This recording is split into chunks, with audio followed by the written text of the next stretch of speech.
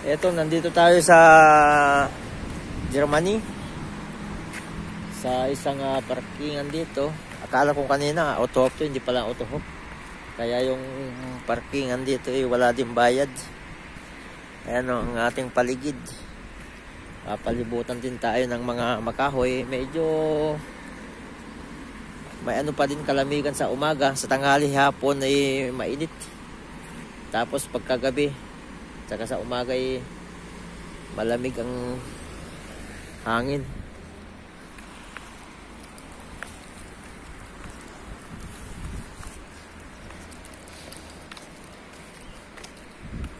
Dito tayo po.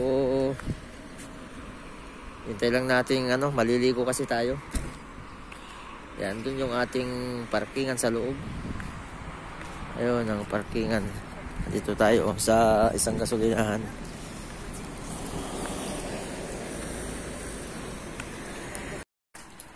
Tapos na naman naligo si Kalbo. Presko na naman si Kalbo. Nakapaligo na naman tayo.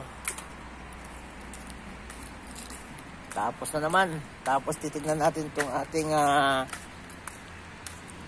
baka sakaling makapaglaba tayo mamaya. Titignan natin ito kung available na yung labahan.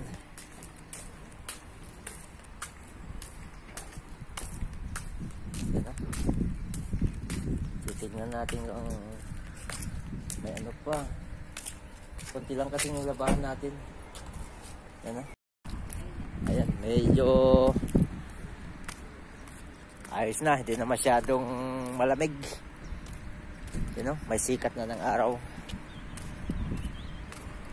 Yan yung highway. Malapit na pala tayo dito sa Switzerland. 60 kilometers na lang. Switzerland na. So ito yung parkingan na ating pinarkingan ngayon. Yan. Andun yung ating kabayo sa banda doon. Lobat na naman ang ating cellphone. Hanggang Lunes pa tayo dito. Hanggang Lunes pa tayo tatakbo na naman. Pang isang linggo ulit tayo niyan. Lunes hanggang Sabado na naman yan.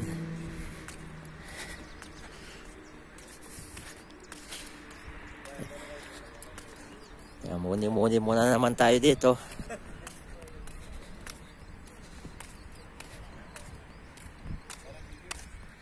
Malapit na mapuno itong parkingan. Baka mamaya-maya to puno na to. Buti na may naabutan pa tayo.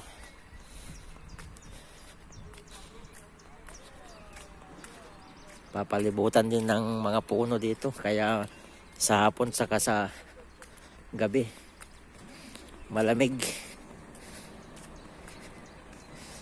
Ayan yung ating kabayo. Ayan.